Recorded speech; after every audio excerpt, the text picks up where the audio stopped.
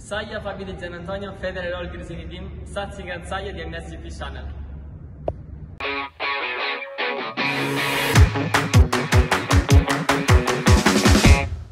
Oke, selamat datang di MSGP edisi spesial Kemerdekaan Republik Indonesia.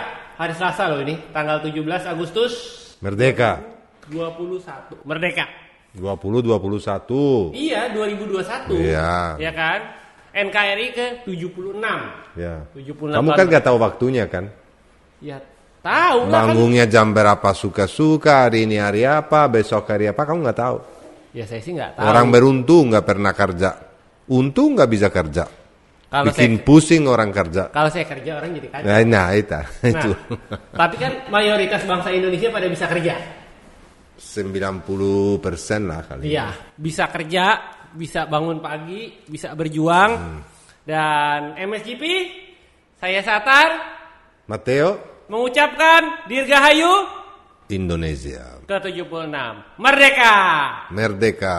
Bersama rekan-rekan kami, Federal Oil, Antangin, Bold Riders, Aspira, banyak, banyak. Gresini, ya khususnya dari Gresini, Ya. MotoGP, mereka juga sampai ngasih special livery Ya benar. untuk Republik Indonesia.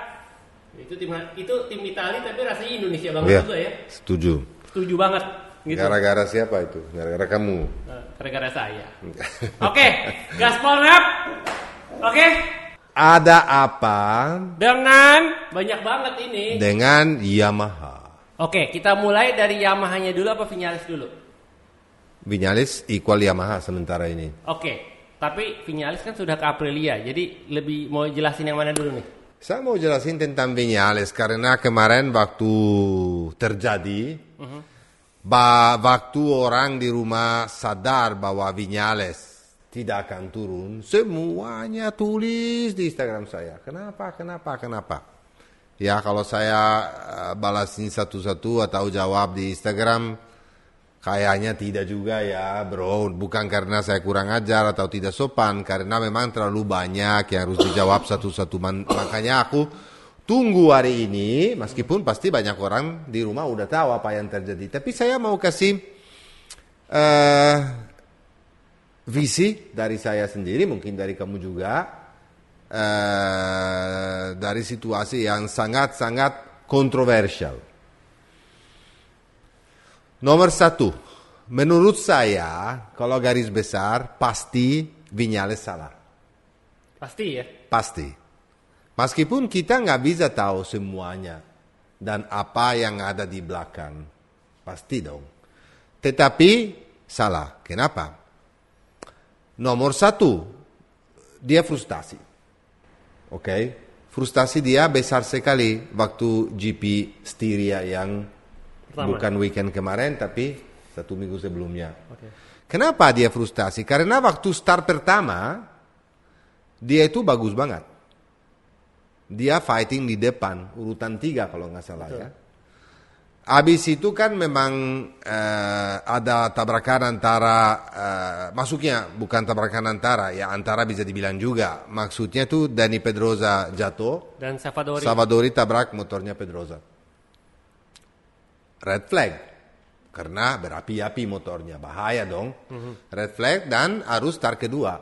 Waktu prosedur untuk start kedua kali, waktu sebelum warm-up lap, motornya Vinales stall. Ya, berhenti, mati. Jadi Vinales nggak bisa start dong. Prosedurnya apa? Peraturannya apa? Kalau memang start harus masuk pit dan start dari pit. Kesel dong, ya. Pasti kesel. Semua pebalap juga kesel. Kayaknya dia punya masalah di kopling. Karena waktu start dari pit, kelihatan bahwa motornya loncat-loncat. Jerky. Di situ dia udah frustasi habis-habisan dan pukul-pukul stangnya. Lihat gak? Iya. Dia start, pasti di belakang semua. Udah nyusul, udah lewat beberapa rider, dia kena long lap penalty. Kenapa? Karena beberapa kali keluar di green spot, green area. Yeah. Kenapa keluar dari green? Karena dia pengen nyusul karena dia tahu bahwa pada hari itu dia punya kesempatan dan pace yang bagus banget. Masuk pit lane, long lap penalty, jauh lagi, makin jauh kan, frustasi habis-habisan. Umurnya kan baru 26, oke lah, itu adalah pebalap MotoGP, aku ngerti. Oke lah, seharusnya profesional sekali, tapi tetap jangan lupa, umur 26. Di umur 26, semua orang, termasuk kamu, termasuk saya, pasti lakukan banyak hal yang tidak bijaksana lah bisa dibilang. Karena masih muda. Karena masih muda. Meskipun posisi dia memang seharusnya di atas orang biasa karena dia di dunia yang dimana dia harus jadi dewasa lebih cepat daripada yang lain. Karena kan pebalap dunia. Tapi tetap umur 26. Kadang-kadang kita menghilang konsentrasi, fokus dan lakukan hal-hal yang nanti bikin kita nyesel. Iya. Ya kalau dipikir misalnya 2 jam kemudian yang terjadi itu. Dan dia rev motornya. Revnya itu artinya apa? Motornya itu punya limitator. Benar gak bro? Betul. Setiap gear 1, gear 2, gear 3, gear 4, gear 5 itu punya limitator. Artinya apa? Kalau RPM-nya udah di atas limitnya, ada satu kontrol dari elektronik yang akan menyetop engine supaya nggak rusak. Iya. Jadi limitator kan biasanya kalau pernah dengar motor balap ada limitator, misalnya kalau contohnya masuk pit ada lurusnya enggak di panjang sekian sebelum braking, kadang-kadang karena gearnya terlalu pendek limitatornya masuk. Nyala. Jadi gini, benar gak? Betul. Itu artinya limitator masuk. Kalau Viñales kemarin karena frustasi di beberapa lurusnya dia sengaja nggak oper gigi. Seharusnya gigi 5 tapi dia di gigi 4 supaya limitatornya itu naik karena dia frustasi banget, kayak pengen rusakin engine lah, meskipun engine nggak bisa dirusakin lah, asal tahu mungkin bisa di damage juga, tapi terus selain itu waktu dia masuk pit kembali 2 kali juga dengan neutral dia rev sampai limitator. Itu fatal untuk orang Jepang dong. Orang Jepang gak suka motornya digituin. Tapi sampai hari Kamisnya sebetulnya gak ada yang tahu apa yang terjadi. Benar gak? Betul. Karena Yamaha umumkan bahwa Viñales tidak akan turun di GP Austria karena dia dibilang irresponsible riding. Artinya kalau bahasa Indonesia berkendara yang tidak bertanggung jawab, membahayakan. Dia membahayakan diri sendiri dan membahayakan orang lain, pembalap yang lain di track. Dan menurut saya ini sedikit keterlaluan juga kalau membahayakan orang lain di track. Menurut saya dengan cuman 2 kali atau 3 kali rev itu enggak ya? Ya enggak juga. Tetapi kalau kurang respect untuk Yamaha sendiri, untuk orang yang di Jepang kerja untuk Yamaha. Iya. Karena mereka kerja keras sekali supaya juga Yamaha punya brand di dunia kan terkenal dan bagus. Jadi makanya itu ini terjadi. Viñales tahu bahwa dia salah. Dan hari Sabtunya, finally, sebelum kualifikasi. Ini ada kesalahan lagi. Sebelum kualifikasi. Ada kesalahannya beberapa kali Viñales. Sebelum kualifikasi MotoGP, dia ada interview khusus, wawancara eksklusif dengan Sky TV Italia. Iya, okay. Itu yang pertama, Sky TV Italia. Aku nonton live, karena kebetulan di rumah saya langganan Sky. Iya, Okay? Dan dia di situ apologize. Dia minta maaf sebesar-besarnya sama Yamaha. Dia bilang gara-gara aku frustasi sekali, dia ulang lagi yang saya tadi bilang juga. Aku udah nggak bisa mikir lagi, frustasi terlalu besar dan aku lakukan hal yang seharusnya nggak boleh dilakukan. Saya minta maaf sebesar-besarnya dengan seluruh keluarga Yamaha. Ya, itu saya lihat bahwa dia memang sedih banget. Dan dia bilang, aku sedih sekali dan saya minta maaf. Apa salahnya lagi dia? Nomor satu karena dia Dazon Spanyol marah sekali. Dazon ada satu TV lagi. Karena dia seharusnya kan karena orang Spanyol langsung kasih wawancara yang pertama kepada TV Spanyol. Tapi itu nggak lakukan. Tapi menurut saya ini kesalahan paling besar, Pak. Bahwa dia nggak langsung minta maaf kepada tim Yamaha. Dia minta maaf sama Sky, di TV Sky, di DAZN, sesudah Sky langsung DAZN dan sesudah itu sama Dorna. Tapi dia sendiri datang ke tim Yamaha dan minta maaf tidak ada. Nggak ada. Ya, jadi itu kesalahan juga. Oke, apa yang terjadi sekarang ini? Aku nggak tahu. Karena itu semuanya di tangan Yamaha sendiri. Biasanya kalau orang Jepang udah tersinggung, biasanya kalau orang Jepang udah marah, no is no. Tapi no is no. Tapi ada tapinya. Iya. Mungkin dari pihak Yamaha Eropa, Iya. di mana juga timnya duduk, Iya. akan bilang, tunggu dulu. Kita kan masih selesai championship ini, musim ini. Dan kita masih beribut 3 crown. Iya. Apa 3 crown? 3 kejuaraan. Nomor 1 kejuaraan pebalap. Oke lah, di situ mungkin Viñales sudah nggak bisa fight. Nomor 2 juara tim masih bisa fight. Ya. Nomor 3 juara konstruktor. Ya.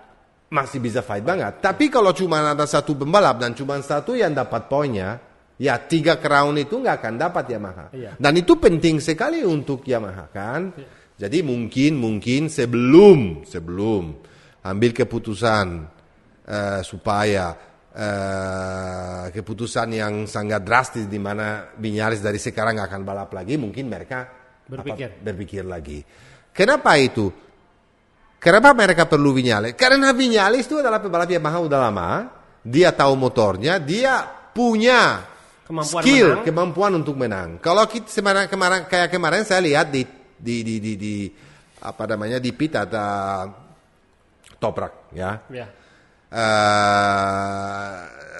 Dia pebalap Yamaha Superbike, terus Gerloff juga ada. Mungkin ada pebalap yang lain yang bisa replace Maverick Viñales, tapi apakah mereka bisa kasih hasil yang sama menarik? Tidak mungkin.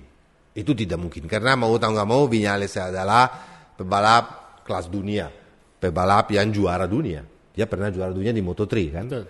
Jadi dari semuanya ini ada lagi yang katanya lebih berat untuk Yamaha. Kenapa? Karena waktu terjadi ini member grup dari Viñales sendiri, klannya dari Viñales sendiri, grupnya Viñales sendiri juga ancam-ancam, nggak tahu siapa orang, Yamaha bakarin skuter Viñales. Okay. Salah satu member dari grupnya Viñales sendiri marah-marah sesudah terjadi ini karena motornya punya masalah, karena clutchnya punya masalah.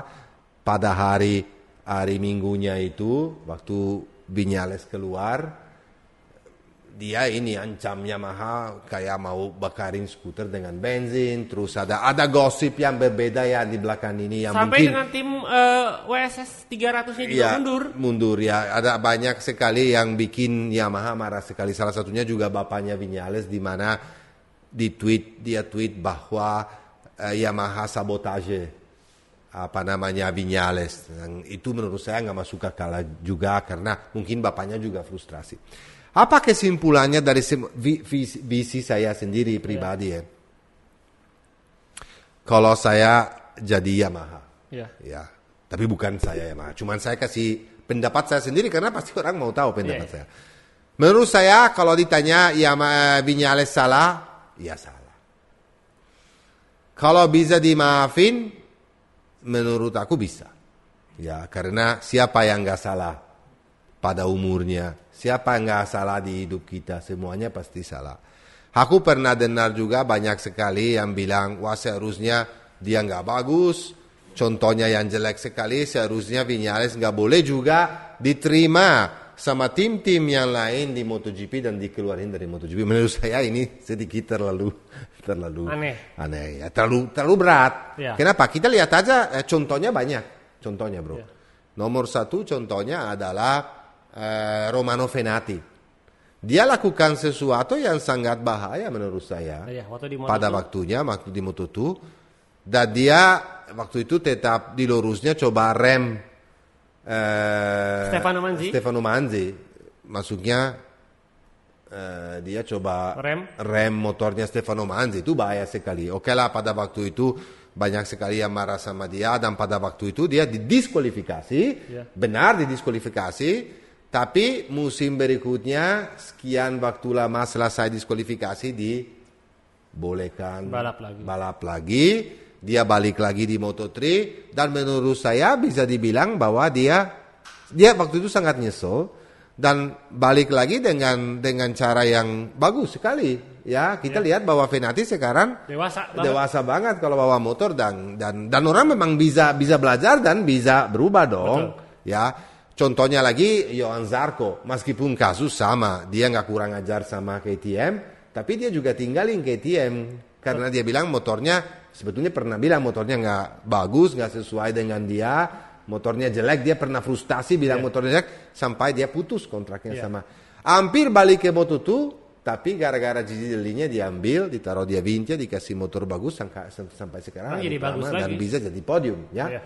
Contohnya itu. Tahun 93, seorang namanya John Kocinski pakai Suzuki di kelas 250 cc. Dia itu pada race itu selesai urutan 3 naik podium. Tapi dia marah banget karena motornya punya masalah. Dia rev juga 2 taknya, tapi waktu itu nggak ada limitatornya. Kalau 2 taknya nggak ada, sampai engine-nya meledak. Langsung dikeluarin dari tim dari Suzuki. Suzuki marah banget pada waktu itu ya, sama orang Jepang juga. Tapi John Kocinski tahun berikutnya desain oleh Kagiva. Dia naik di kelas 500 dan dia bisa juga juara. Bukan juara dunia tapi juara race. Juara race. Itu luar biasa bro dengan motor. Jadi jangan kita terlalu nunjuk atau terlalu berat. Ya dari rumah atau banyak yang saya juga komentarnya yang nggak enak didengarnya. Menurut saya sih Maverick Viñales adalah anak baik sebetulnya.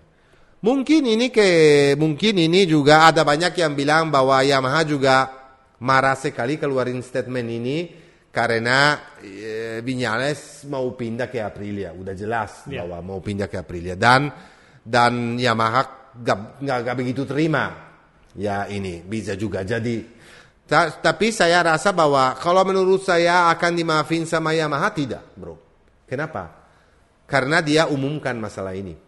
Aku nggak tahu kalau mereka mau juga mau supaya Viñales di depan seluruh dunia minta maaf sama Yamaha, atau memang gara-gara dia umumkan masalah ini karena memang dia punya alasan supaya Viñales dari sekarang sampai selesai championship ini out.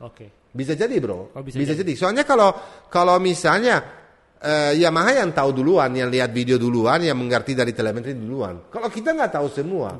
Kalau dia mau benarin di dalam masalah ini ya masih bisa. Tapi dia umumkan kepada publik berarti artinya apa? Mungkin dia nggak mau beresin lagi. Mungkin Viñales dari sekarang sampai akhir musim itu tidak akan balap lagi dan Viñales itu tapi udah umumkan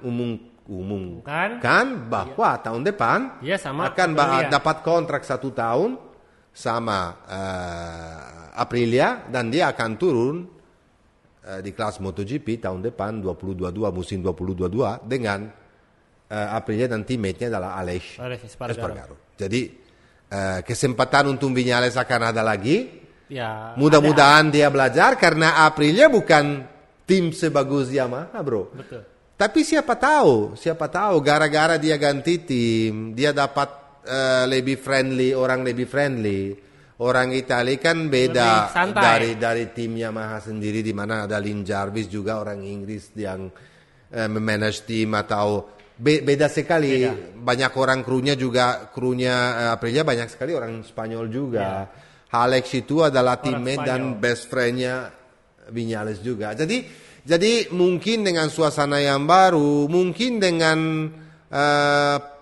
project yang Aprilia yang mendevelop motor yang sekarang sudah baik dan sudah bagus karena sudah bisa berprestasi, mungkin dengan Viñales bisa step up, lebih naik lagi, bisa lebih bagus lagi, dan di situ dia dapat bermotivasi untuk justru perform.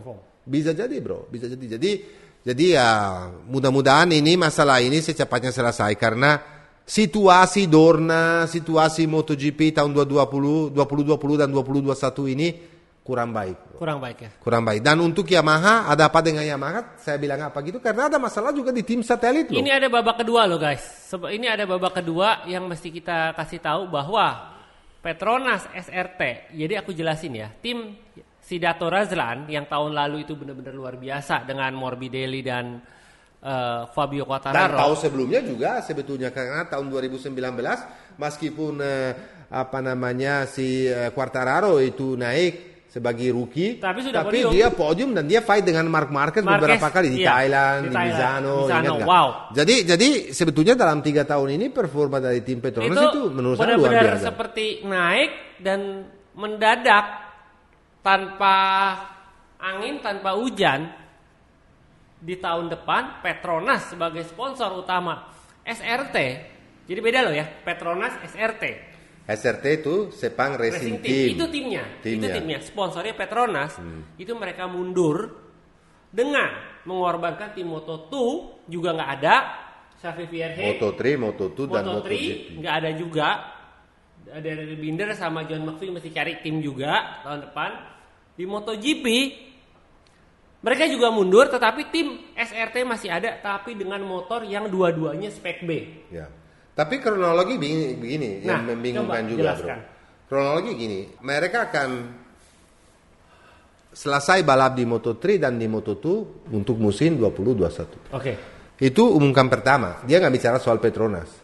Ya mungkin aku pikir mungkin mereka masalah budget. Oke. Ya. Habis itu dia umumkan bahwa Petronas juga mundur dari tim MotoGP. Betul. Yang semuanya ini saya punya skenario yang sedikit gila. Mungkin aku salah nggak apa-apa. Tapi kamu tahu saya kalau saya punya sesuatu di kepala karena aku harus. Siapa tahu kita main-main sedikit ya sama orang di rumah yang kita punya skenario sendiri. Ini semuanya terjadi sejak Valentino Rossi mundur diri dari MotoGP. Oke. Benar nggak? Iya. Setuju nggak? Seorang namanya Valentino Rossi, yang legenda MotoGP, yang sekian tahun balap di MotoGP, 9 kali juara dunia, dia mundur, ya. Dan Petronas, ya, mungkin juga, wow, mundur. Dan habis itu apa yang terjadi? Viñales mundur, dan Petronas kasih pebalap yang paling bagus pebalap Petronas namanya Franco Morbidelli langsung ke Team Factory. Oke lah Team Factory punya kontrak langsung dengan Franco Morbidelli. Tapi kalau Petronas itu karena sponsor besar sekali bilang sorry gak boleh Morbidelli naik dulu. Yamaha Factory Team juga hati-hati karena itu sponsor penting untuk satellite team. Sponsor penting yang beli motor yang kasih duit sama Yamaha juga bro. Jangan salah ya. Waktu saya lihat bahwa Morbidelli juga saya mikir, kok Petronas baik banget ya. Aku nggak habis pikir waktu itu, tapi sekarang saya pikir. Iya. Habis semua loh. Mungkin di situ Petronas sudah nggak menarik, udah nggak mau lanjut di MotoGP dan dia bilang mau ambil Morbidelli, mau apa kita di dalam udah ambil keputusan untuk mundur. Siapa peduli? Bisa jadi. Selain itu satu lagi ini bro. Valentino Rossi balik lagi. Dia tuh punya masalah sebetulnya sama sponsor dari Saudi Arabia. Si prince-nya. Apa namanya prince itu? Salman. Ya, Salman. Kenapa? Awalnya mereka umumkan besar-besarnya bahwa Aramco adalah salah satu company dari Saudi ini, dari keluarga kerajaan ini. Aramco ini oil company, bro. Kan seharusnya kan mereka udah keluarin Statement. Bukan cuma statement, udah keluarin stiker-stiker gimana motornya tahun depannya akan terjadi. Tetapi banyak gosip di paddock. Katanya iya, katanya tidak, katanya iya. Sampai Valentino Rossi bilang, enggak, iya kok, aku yang punya kontrak kok, kita udah setuju semuanya kok. Sampai kemarin-kemarin si Prince, siapa namanya? Ya, Salman selalu pastikan kepada saya bahwa mereka akan ini. Nanti hari Rabu kayaknya, jadi besok ada umumkan langsung dari tim VR46 bahwa tetap keluarga dari Prince Salman akan sponsor salah satu, tapi bukan dari Aramco. Aramco kayaknya bukan jadi sponsor. Nah lo. Bukan Aramco. Dia punya banyak company. Iya. Ya. Tunnel Company itu juga mungkin. Tunnel ya. Tunnel Entertainment ya. Aku mikir kemarin. Valentino punya masalah. Ini orangnya ya tidak. Petronas mundur dari SRT. Apakah Petronas yang udah sama-sama kenal aja, yang sudah sama-sama kenal. Apakah Petronas akan sponsor VR46 di MotoGP? Karena dan Prince Saudi itu goodbye. Tapi kalau aku sorry ya, itu cuman pikiran gila. Itu cuma pikiran gila. Pikiran gila dari saya. Tetapi kalau kita bicara di MotoGP kan kita sudah lama di MotoGP. Di MotoGP itu prinsipnya L4. Lu lagi. Kalau aku jadi Petronas juga, aku sudah kenal siapa itu Rossi, aku sudah kenal timnya itu siapa. Ya, Petronas kalau kita bicara marketing, kalau kita bicara exposure, mendingan Petrosa di tim VR46 daripada Aramco. SRT. Bukan. Oh iya, daripada SRT ya. Beda jauh. Exposure-nya, kalau duitnya tetap besar. Beda. Jadi ya lebih baik ya yang pasti-pasti aja. Ya kan? Aku nggak tahu. Tapi kita nggak tahu. Aku nggak tahu. Ini cuma spekulasi dari saya sendiri. Tapi aku lihat belajar sedikit dan my mind itu pikiran saya jalan-jalan sedikit. Oke, balik lagi ke Petronas. Oke, dia mundur mungkin juga mundur karena memang di situasi yang pandemik ini ya problem dan dia mungkin budget. Karena budget untuk Moto3, Moto2 dan MotoGP besar sekali, bro. Ya. Dan selain itu mereka ada di Formula One. Lebih besar lagi di Formula 1. Mungkin mereka ambil keputusan untuk kita balik lagi deh di kandang kita. Main aja di Formula 1. Kita memang belong di sana. Yeah. Kita mundur aja. Karena memang budget kita nggak cukup. Untuk bisa jadi juga, bro. Karena oil company suffer juga dalam kondisi kayak gini Kondisi kayak gini. Jadi ya mundur dan sekarang SR team Sepang Racing Team itu akan turun tetap dan saya dengar bahwa yang beli timnya justru Razali sama siapa namanya manajer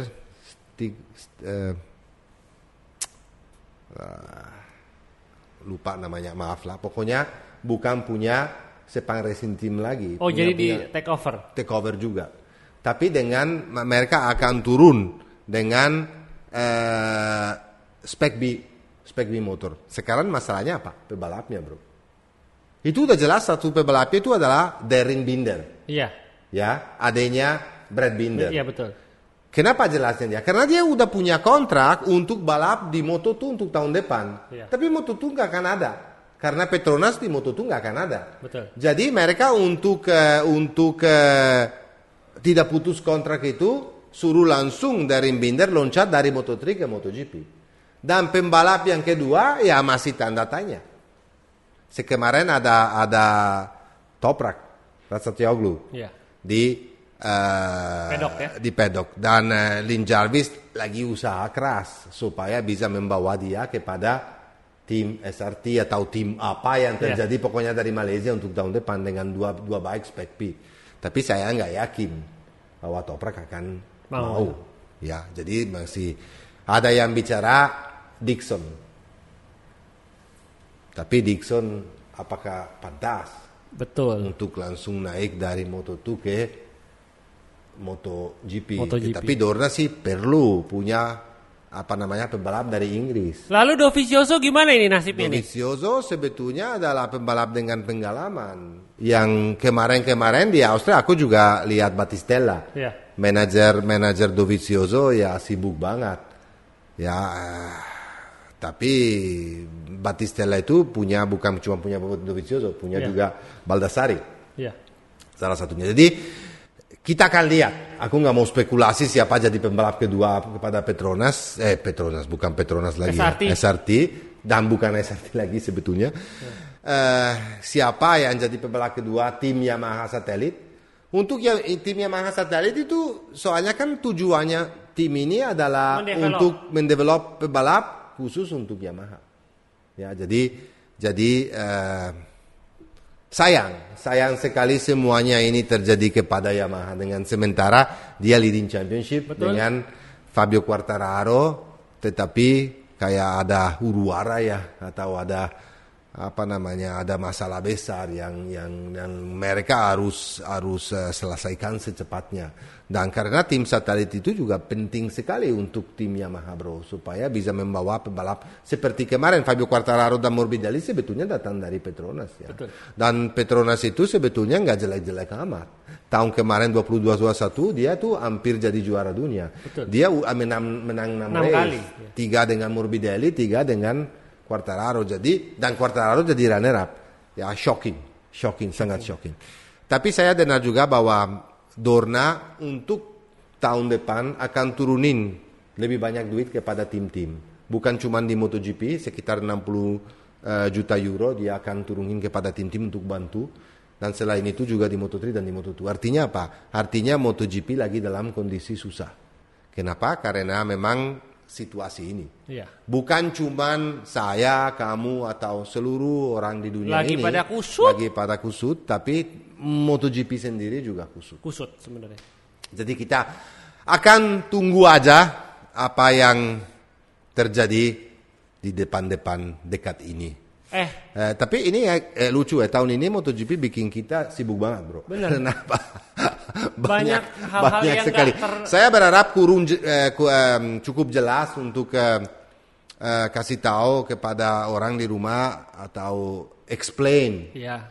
Menjelaskan apa yang terjadi dengan Viñales dan apa yang terjadi dengan Petronas. Maaf kalau kurang jelas atau kadang-kadang saya loncat dari satu hal kepada yang lain. Tetapi menurut saya visi saya adalah ini. Yep. Ya. Dan ngomong-ngomong ada giveaway dulu. Giveaway. Silakan. Tapi karena kita nanti bicara 1, 2, 3 dulu kan. 1, 2, 3 dulu. Ya. Tapi tengah-tengah dulu. Ya oke. Ada giveaway kaos dari Fabio Dija yang kemarin akhirnya finish lagi di sirkuit yang dia nggak suka loh. Top 12, ya kan? Sebutkan varian dari antangin. Ada apa aja? Oke, nanti kita kasih tempat ngisinya, tinggal isi gitu. Sebutkan varian dari antangin. Itu aja. Sekarang lanjut ke MotoGP lagi. Nata. Yadap. Bread. Roti. Binder. Ya. Big. Balls, biji besar, bibi. Oke, bagus gak? Kamu nggak tahu kan? Jadi keputusan Brad Binder itu kemarin benar-benar dibilang bold banget. Dibilang bibi. Iya, bold decision. Ya. Dan pada saat itu ada 5 pembalap yang satu rombongan sama dia, yaitu Marquez, Quartararo, Mir, Martin, Bagnaia, 5 pembalap. Ya, dan Binder. Saya langsung potong dulu. Kalau kalian mau tahu di mana Quartararo dan di mana Marquez, ketika keluar pit, Marquez out, Quartararo out, Marquez finish ke-15, Quartararo finish ke-7. Dan sisanya adalah Brad Binder jadi juara 1. Gimana ini? Oke. Brad Binder ambil keputusan sangat berani. Karena dia tidak ada beban, bro. Kenapa dia nggak ada beban dan yang lain ada beban? Nomor 1, waktu dia nyusul grup itu, dia nyusul dari belakang, udah mulai hujan, on and off. Jadi ada bagian trek tertentu yang basah. Di mana di situ kamu lihat kayak dia kencang sekali naiknya, bisa 1-2 sekon lebih cepat daripada grup utama ini. Depan, Ya, jadinya dia udah punya confidence yang luar biasa. Dan dia itu kalau mereka tetap di situ bisa menang juga, bro. Iya betul. Ya. Tapi waktu pada 4 lap terakhir, hujannya udah keterlaluan. Marquez ya di depan. Kenapa di depan? Karena Pecco pinter. Ya. Pecco tinggal 5 lap terakhir dia mundur dikit supaya Marquez di depan. Nggak tahu kalau kamu perhatiin, dia tuh lebar supaya Marquez masuk. Kenapa? Dia justru mau lihat kapan Marquez masuk untuk flag to flag. Semua jadi patokan Marquez. Kenapa? Karena dia paling pinter untuk flag to flag. Sorry ya bro, tapi saya selalu orang kalau saya nonton itu saya selalu, karena mungkin udah lama bang, bukan karena saya sombong ya, aku tidak sombong orangnya, tapi aku udah lama banget jadi komentator MotoGP dan saya suka lihat dan membelajar mentalitas dari pebalap sendiri-sendiri. Dan pinter semua mereka, Pecco pinter, wah biarin aja yang ngambil keputusan raja. Iya. Ya, raja flag to flag, raja MotoGP, 8 kali juara dunia, lagi on fire kemarin. Ya udah biarin aja. Ya, kalau dia nggak jatuh, aku benar dapat loh, dia juara loh. Nah, maaf ya, oke. Jatuh saya tahu jatuh. Ini ada yang bisikin jatuh. Salah. Oke, balik lagi. Mereka ambil keputusan. Kenapa Marquez itu keluar? Marquez sebetulnya situasinya sama kayak Brad Binder. Nothing to lose. Yeah. Benar gak? Yeah. Kenapa dia nggak fight untuk championship? Dan dia cari menang lagi. Sesudah situasi yang sangat parah dengan baunya. Tapi jangan salah. Kemarin Marquez sebelum keluar flag to flag, di kondisi kering juga sangat-sangat bagus. Dia membawa motor seperti tidak sakit. Yeah. Memang tidak terlalu sakit. Kenapa? Sebetulnya sebelum disuntik painkiller karena sakit banget. Tapi mungkin dia lagi on fire. Dia lagi fighting gila-gilaan sama Pecco Bagnaia dan ada Quartararo juga di situ. Marquez keluar, semuanya kenapa Marquez nggak seperti Marquez yang dulu? Mungkin Marquez yang dulu tidak akan keluar. Karena Marquez yang dulu punya kualitas yang di atas yang lain. Artinya dia bisa seimbang. Ya semuanya tahu bahwa Marquez itu kayak apa. Dan dia pasti punya biji untuk 5 lap terakhir tetap pakai ban basah kering. Pakai ban. Tapi dia nggak boleh ambil risiko bro kemarin. Udah cedera, baru sembuh. Kalau misalnya jatuh lagi, ambil risiko dia itu bisa fatal. Mendingan dengan ban basah aja bisa jatuh, dia jatuh. Apalagi dengan ban slick. Jadi ambil keputusan untuk keluar. Pecco kenapa keluar? Harus dong bro. Dia itu penting banget keluar. Kenapa? Karena dia lagi meribut championship. Nggak bisa ambil risiko. Risiko itu terlalu besar. Kalau dia 0 poin, problem besar. Kemarin aja sebelumnya udah urutan 10, sekarang misalnya jatuh karena risiko dengan ban slick jatuhnya tuh gede sekali. Quartararo pasti harus ikut karena dia fighting for championship. Joan Mir juga harus ikut karena fighting for championship. Ya, yang sebetulnya boleh terus itu adalah Jorge Martin. Tapi Jorge Martin itu kemarin bijaksana dan dewasa. Dia race sebelumnya pole position dan juara. Race ini udah pole position dan dia mau podium. Udahlah, dia pinter. Kok Marquez, Pecco, Mir, Quartararo, juara-juara dunia semua kok keluar? Ya aku ikut keluar. Apa-apa bro. Akhirnya benar gak dia? Ya benar. Podium. Naik podium gak? Ya naik podium. Yang luar biasa sekali itu adalah Brad Binder. Diambil keputusan sangat benar. Sama seperti pebalap-pebalap yang lain yang jauh-jauh. Seperti Luca Marini, Iker Lecuona, Valentino Rossi, dan yang lain-lain yang gak ganti ban. Kenapa mereka gak ganti ban? Karena kesempatan mereka untuk bisa naik podium. Jadi, dan hampir. Hampir lah. Kata Valentino Rossi lucu sekali, ini yang saya sangat hormatin dia. Waktu tinggal 2 lap terakhir, waktu dia lewat dari start kan dikasih board kan, P3. Dia bilang, waktu saya baca P3 saya kaget loh. Kok saya P3, kok kaget sekali bisa naik podium. Saya excited, salah deh. Di ujungnya remnya saya belanja keluar. Nah itu yang 9 kali juara dunia bilang kayak begitu, bercanda kayak begitu, itu harus angkat topi bro. Itu namanya rendah hati ya. Oke, balik lagi kepada yang tadi, Brad Binder lakukan sesuatu yang kenapa luar biasa bro.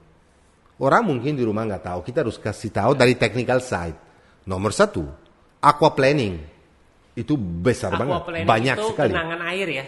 Jadi aquaplaning dengan ban basah aja sulit di handle dilewatin. Apalagi dengan ban slick, ya. Dan selain itu di tikungan bro, di tikungan nggak bisa belok dengan ban slick. Kamu pernah balap dengan ban slick nggak kalau hujan? Aku pernah disentuh. Aku langsung masuk pit. Gila. Aku langsung masuk pit. Gila kan, ingat gak? Gila sekali dia motornya tuh nggak bisa belok. Ya orang gila. Dan selain itu jangan salah, mereka punya disc brake, karbon, piringan brake dari karbon. Artinya apa? Kalau karbon itu top banget, kalau misalnya temperaturnya dari pas harus tinggi sekali. Iya. Kalau temperaturnya nggak tinggi, mereka jadi dingin. Brake-nya nggak jalan, bro. Itu harus pakai disc brake dari besi. Harus dari besi. Makanya motor yang kedua yang disiapin dengan untuk flag to flag itu motornya beda sekali daripada motor yang di kondisi kering. Nomor 1, piringan brake, rem dari besi. Suspensi lebih empuk. Geometrinya motornya juga berbeda. Bannya jelas berbeda. Ban hujan. Itu ban hujan jauh lebih kencang daripada ban slick. Kelihatan sendiri kemarin Pecco Bagnaia dan Jorge Martin di dalam 2 lap bisa nyusul semuanya sampai selesai ke urutan 2 dan 3. Dan paling gila itu adalah seorang Brad Binder yang bisa atasin masalah semua ini di tikungan, di lap terakhir dan tikungan terakhir sebelum lurusnya dia sempat injak green zone dan dia dapat penalti 3 second. Tapi karena dia sebetulnya udah 15 second di depan Pecco Bagnaia nggak ada masalah, nggak penaruh. Dan saya terima kasih Tuhan nggak penaruh karena yang dia lakukan kemarin itu adalah sesuatu yang sebetulnya pantas untuk jadi juara. Jadi hati-hati Brad Binder juga, saya selalu bilang meskipun dia up and down, tapi dia dari tahun lalu juga kalau babak kedua selalu balik dengan prestasi yang luar biasa dan kemarin pula di depan penonton Austria sendiri, KTM sendiri, dia bisa lakukan sesuatu yang extraordinary untuk timnya. KTM bisa menang bukan cuma di Moto2, di Moto3 dan di MotoGP. Jadi tiga-tiganya gelarnya kemarin dia KTM semua berhasil. Jadi ya fantastis. Kalau kita bicara 1-2 soal Brad Binder mungkin BB. Brad Binder, BB, Big Balls, BB, biji besar. Kita udah nomor 2 Pecco Bagnaia. Pecco Bagnaia kemarin lakukan sesuatu yang sangat bijaksana dengan keluarnya, dengan selesai nomor 2. Lah tinggal sedikit lagi dia nggak beruntung seperti biasa, belum dapat pemenangan yang pertama, tapi makan poin kepada Quartararo.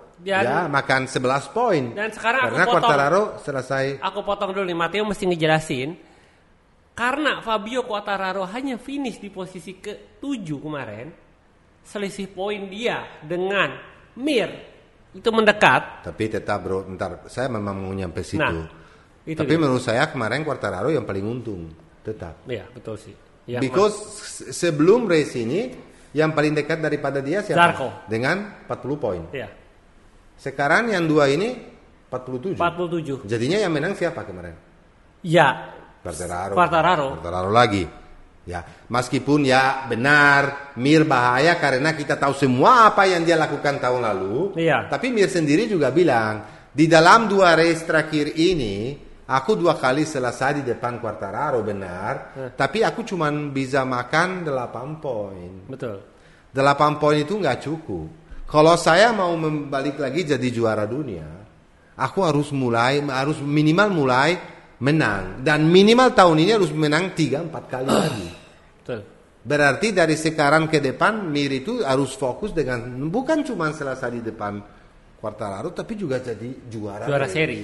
Ya, kalau enggak susah, bro. Sama dengan Pecco Bagnaia. Kalau menurut saya ya, dan beruntung mereka bawa situasi flag to flag. Soalnya kalau tidak, waktu di kondisi kering, Quartararo pasti selesai di podium, bro. Betul. Karena Pecco sama Marquez lagi fighting gila-gilaan dan Quartararo dekat sekali, dan benar di situ Quartararo mungkin udah senang dengan posisi nomor 3. Dia bilang karena dia mikirin championship dan di situ dia selesai nomor 3 aja tuh luar biasa dan bagus sekali. Tapi di kondisi basah pula dia beruntung. Karena yang lain yang makan poin, ya benar makan poin. Tapi kalau di klasemen sementara dia keluar dari GP kemarin lebih jauh lagi dari nomor 2. Karena Zarco 0. Nanti kita bicara soal Zarco itu. Oke, kita udah mau 1 jam. Benar, udah mau 1 jam. Bawel banget ya kamu. Iya lagi. Jangan lupa ada giveaway dari Antangin. Red, yellow. Oke. Super Valentino kemarin. Yes. Super nomor 8. Halo. Pertama kali saya ngarepin dia podium loh. Ya, tahu nggak kemarin itu orang-orang yang datangnya khusus penontonnya untuk say the last time. Hello, the last time ketemu Rossi, last time bilang hello dokter, last time.